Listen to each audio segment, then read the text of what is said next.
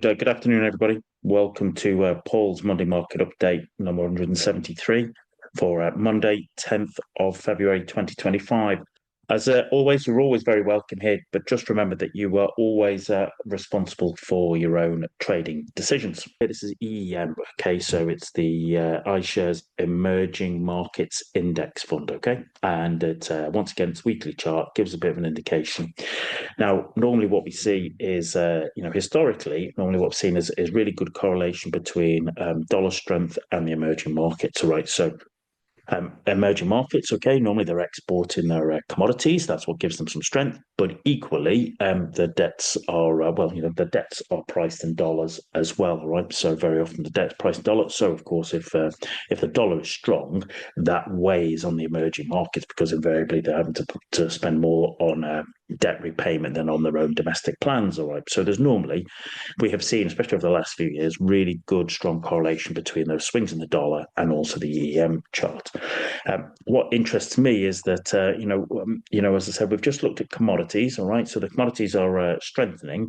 Not unsurprisingly, what we actually have seen is, we saw kind of in the first part of last year, we saw basically some of that kind of strength in emerging markets because the dollar was weakened. But then, as I said, once we sort of turned into the kind of end of last September, start of calendar Q4, all right, just in the run up to those US elections, what we saw was dollar strength, and we'll look at that in a moment. But you can see how that has impacted basically on the emerging markets. Okay, there's been a drop there from just over 47. We've traded as low as just under 41 there, and that sort of kind of is that confirming that kind of dollar strength.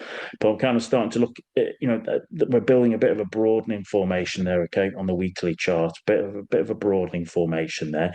Is that also a reflection of markets and individuals being worried about, or they're just nervous and anxious about what Trump is doing? Because when we look at the dollar index chart in a moment, we will see that is reflecting that. Over the last couple of weeks, we've really sort of seen real kind of shifts in the dollar. Yes, overall it remains strong, but certainly over the last week there have been some real strong swings in dollar, back and forth, which shouldn't really shock anybody, okay? But as I said, for the world we live in, but ultimately we want to just try and understand it if we can, and find a plan to either basically mitigate the risk or take advantage of it. So, as I said, this is always a good chart to watch and keep an eye out.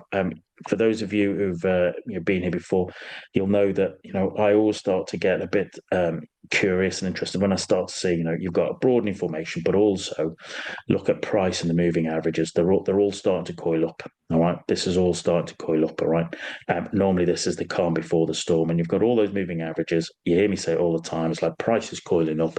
Price is it's like trying to force two north ends of a magnet together. Okay, they just repel and push each other apart, and that's what we see there. And then it's a case of is this what we're experiencing now? Right, this is just the whole world is changing a bit to get used to Mr. Trump, and invariably, prices are coiling up before they explode outway. So, as I said, you've seen the CRB breaking out to new highs. You've seen basically EM has weakened, but is now coiling up and getting ready.